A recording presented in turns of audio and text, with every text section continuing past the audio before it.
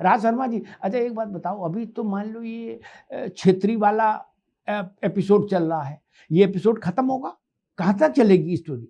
जब सब टूट जाएंगे तो फिर खाली हो जाए, फिर तो तब फिर आपकी तरफ देखेंगे नहीं, आप आम आदमी पार्टी नहीं, मतलब आप कांग्रेस की तरफ।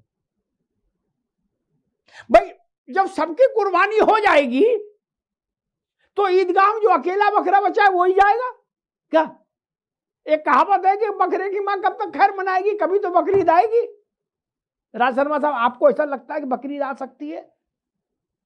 नहीं, मुझे ऐसा कुछ नहीं लग रहा, मगर मुझे एक चीज की बड़ी शर्म आती है, बहुत लज्जा फील करता हूं कि ये सांसद और विधायकों की रीढ़ की हड्डी कमजोर हो गई। L5, L6, L2 इतनी कमजोर हो गई है, ये सुनने को मिलेगा। इससे अच्छा तो ये डिक्लेयर कर दिया जाए कि भारत में दुनिया का सबसे बड़ा भ्रष्टाचार है। किस बात के लिए जा रहे हो आप? किस बात के लिए जा रहे हो भाई? अरे किस मुंह से राज शर्मा के घर में टिकट वोट मांगने आओगे? अच्छा नहीं लगता, कुछ मर्यादाएं हैं। इतने शब्द भूल जाता, कुछ MP MLA आत्महत्या कर लेते। ये आपके हिस्से के शब्द नॉटी बॉय ने बोल दिए, वो मां बंद कर दिए हैं माइक पर, कोई दिक्कत नहीं। गलत बात है, ये गलत बात है जी। अभी एक बात होनी चाहिए। देखिए, आप जाइए, कहीं भी जा सकते हैं, और टूटे हैं, पहले भी टूटे हैं, है ना? और ऐसा नहीं है कि कोई नई बात टूट रही है, सबने तोड़ी, हमें भी तोड़ा लोगों ने। लेकिन अब समझ जाएं सब, छतरी के नीचे रहना है अगर अपने अस्तित्व को बचाना है। मैं तो ओपन कह रहा हूं बात को। और अब आ जाऊं दूसरी बात पे। अभी दयाराम भाई ने एक बात कही, बहुत बड़ी बात कही। हालांकि मैं इस लायक नहीं कि मैं राजभर साहब के लिए उनकी कोई कुछ बात कहूं, लेकिन एक बात जरूर कह सकता हूं विनम्र तरीके से। क्या भूल गए? अमोसी दिल्ली, दिल्ली अमोसी, अमोसी दिल्ली, दिल्ली अमोसी। अगर वो टूट सकते हैं तो आप कैसे कह सकते हो आप नहीं टूट सकते? अब मैंने एक मान लिया, एक टोटका चल पड़ा आपकी बात का। ये तो कभी नहीं कहना कोई हमें तोड़ के बताए, ये आपका टोटका चल गया। कभी कभी चल जाता है, कभी कभी चलता ही टोटका। तो क्या बात है, अगर ये नहीं तोड़ सकते क्या? अच्छा बताओ, राजभर सिंह की पार्टी नहीं तोड़ सकती? ये 5-6-7 विधायकी तो हो आप लोग, कितने हो बताओ? एमपी कौन है तुम्हारे? क्या कर रहे हो यार, यहाँ मजाक उड़ा रहे हो। एक और बात याद रखना दयाराम भाई, आज आप राज शर्मा की, आज आपकी दुबे जी की मजाक उड़ा लेना, लेकिन याद रखना इतिहास गवाह है, जिसने जिसकी मजाक उड़ाई एक दिन भगवान ने उसकी मजाक उड़ाई। आप इसे हंसी ठिठोली ले रहे हो। आप एक साधारण इंसान को महादेव बताना चाहते हो कि वो तोड़ देगा पार्टी। पार्टी तोड़ रहे हो, देश को बदनाम कर रहे हो, देश को बदनाम कर रहे हो। और याद रखना, मैं बार बार कह रहा हूं, ये जो देश को बदनाम कर रहे हो ना कि भ्रष्टाचार ज्यादा है, इनडायरेक्टली यही तो हुआ। मान लो मैं MP हूं, मैंने कोई भ्रष्टाचार नहीं करा, मुझे ईडी से क्या लेना देना है? और इसका कारण बता दूं, आज मैं दिल की बात कह रहा हूं, मैं दिल की बात, मैं किसी से नहीं डरता। आज के MP MLA अपने आप को MP MLA नहीं बना पाए, सिर्फ लाइजनर बन गए, लाइजनर बन गए। अभी नाम ले दूंगा ना, नाम ले दूंगा, वो बेचारे स्वर्गीय हो गए, दयाराम भाई और नेता बीजेपी बैठे, अगर नाम ले दूंगा तो आग लग जाएगी। अरे मेरे से 5 लाख रुपए मांग लिया था, मेरे से एक जमीन के काम पे। इन्हीं के विधायक ने पूछा कितने रुपए की है पंडित जी, तो मैंने कहा भाई साहब 2-2.5 करोड़ का है, बेचारे पूर्व सैनिक हैं, बड़ी मुश्किल से जमीन बेच के लिया। कहा तो अपना क्या होगा, ये मेरे से कहा था। अच्छा नहीं लगता मुझे, मैं क्षमा चाहता हूं, ये मुझे अच्छा नहीं लगता, इसीलिए टूट रहे हैं। कैसे घर जाता होगा, कैसे MP अपने घर जाता होगा, अपनी बीवी को मुंह दिखाता होगा, अपने बेटे को मुंह दिखाता होगा कि टूट के आ गया, रीढ़ की हड्डी L5 मेरी बैंड हो गई। ठीक है राज भाई, अभी रुकना होगा, मैं बीजेपी के पास चलूं, लेकिन राज भाई भावुक व्यक्ति हैं, वो कह रहे कैसे अपनी बीवी को चेहरा दिखाएगा। अच्छा मान लो जब तक बीवी को चेहरा दिखाने लायक चेहरा नहीं हो जाता तब तक किसी और को दिखा लेंगे, जरूरी तुरंत बीवी को दिखाएं। अम्मा आप भी गजब करते हो, आज के टाइम में सब चल रहा है, आप कहाँ की बातें कर रहे हो? जरूरी बीवी के पास जाएं, पार्टी छोड़ने के बाद 15 दिन बाद चले जाएंगे, कहेंगे मीटिंग में थे।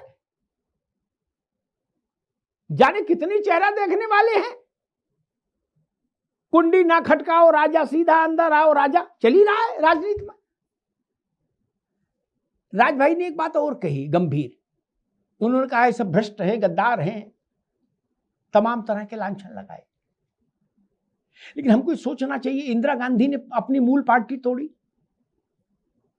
उनको क्या कहेंगे?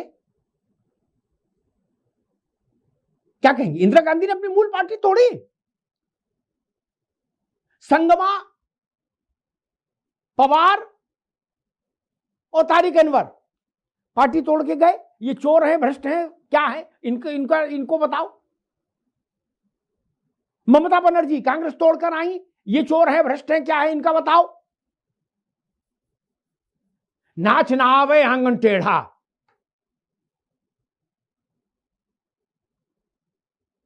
दुबे जी, कुछ सुधार अपने में भी होना चाहिए।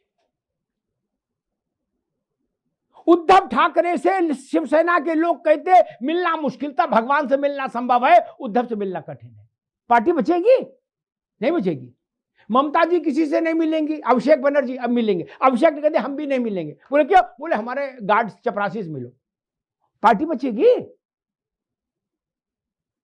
जिले इलाही मां बदौलत मुगले आजम जहां पनाह, इस अंदाज में पार्टी चलाओगे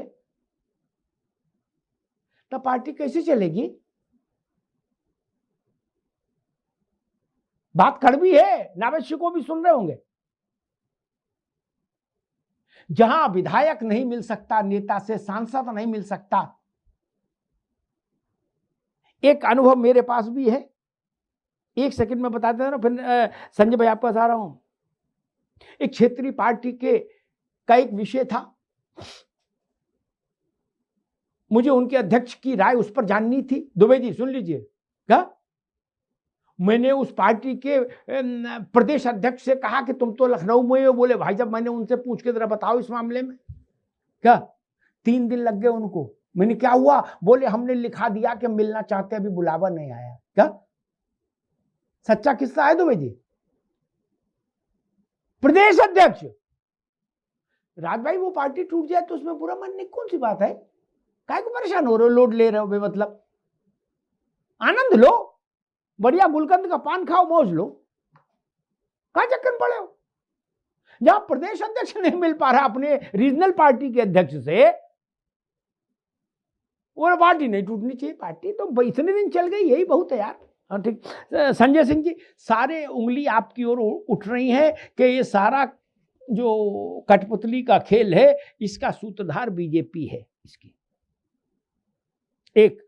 और दूसरा, जो राजभर ने कहा है कि सपा का भी काम पूरा लग गया है, चिट्ठी बन गई है, चिट्ठी दे दी है, लिस्ट तैयार हो गई है, क्या मसला है, क्या सच्चाई है संजय सिंह जी? लोग कह रहे हैं कि 272, दुबे जी कह रहे थे, मैं तो ये कह रहा हूं, ये तो कह रहे थे 27 तक, मैं कह रहा हूं 31 दिसंबर 2026 बीतने से पहले राज्यसभा लोकसभा दोनों में 2/3 मेजॉरिटी हो जाएगी, और हो सकता है 10-5 फादिल हो जाए। फादिल मतलब एक्स्ट्रा। संजय सिंह जी। जी जी प्रणाम और सभी को नमस्कार जी। बड़ी जोरदार बहस चल रही है, बहुत अच्छा लग रहा है सुन के सबको। लोकतंत्र में ऐसी बहस होनी चाहिए। जहां तक ओम प्रकाश राजभर जी का जो बयान आया है अमिताभ जी भाई साहब, मुझे बचपन की याद आती है। बहुत कम उम्र में था तो आपको भी याद होगा, मोहम्मद अली और माइक टाइसन 2 बड़े बॉक्सर हुआ करते थे, और जो बॉक्सिंग रिंग में उतरने से पहले वो मनोवैज्ञानिक दबाव बनाते थे अपने विपक्षियों के ऊपर स्टेटमेंट देकर। और ये होता है, ये राजनीति का भी वही रिंग है। और अभी हम सब ने देखा भी है कि जब वॉर की समय होता है तो हवाई जहाज से भी पर्चे गिराए जाते हैं जनता को समझाने के लिए, बच्चा जरा संभल के रहना, अपनी फौज, तुम्हारी फौज किसी लायक नहीं है। ये साइकोलॉजिकल गेम चलता है। तो राजभर जी माइक टाइसन और मोहम्मद अली की तरह से बहुत अच्छा अपने विपक्षियों को चैलेंज दे रहे हैं और उनको साइकोलॉजिकली मात देने की कोशिश कर रहे हैं।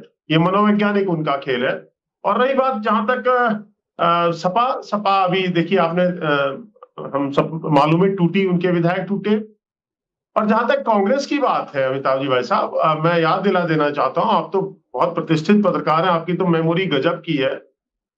ज्योतिरादित्य सिंधिया जी मध्य प्रदेश में थे, तो आपने कहा जिले लाही मुगले आजम, तो जिले लाही मुगले आजम नहीं मिलते थे। ज्योतिरादित्य सिंधिया जैसे कद्दावर नेता को कांग्रेस छोड़नी पड़ी, हेमंत विश्व शर्मा जी जैसे कद्दावर नेता को कांग्रेस छोड़नी पड़ी। आज वही इनके हेमंत विश्व शर्मा जी आसाम में कांग्रेस को धूल चटा रहे हैं। तो ये इंट्रोस्पेक्शन इनका है। और जहां तक रही बात अमिताभ जी भाई साहब, वास्तव में जो पश्चिम बंगाल को भाजपा ने फतह किया है वो इंडी अलायंस का सबसे मजबूत किला था, सबसे मजबूत फोर्ट्रेस था, अजय किला था, जिसको मोदी जी और अमित शाह जी के नेतृत्व में भारतीय जनता पार्टी ने जीता है। बिहार जीता, बंगाल जीता। और हमारे यहाँ तो उत्तर प्रदेश में ये चर्चा थी, हम लोग जमीन के स्तर पे काम करने वाले कार्यकर्ता हैं, तो ये भी चर्चा थी, सपा के मित्र मिलते थे, हमारे बड़े अच्छे मित्र हैं समाजवादियों में भी, कहते थे संजय भाई साहब अगर ममता जी जीत गई तो उत्तर प्रदेश में अखिलेश यादव जी को कोई नहीं रोक पाएगा जीत से। अब आप समझ लीजिए ये इंटरलिंक्ड कहां से खेलता।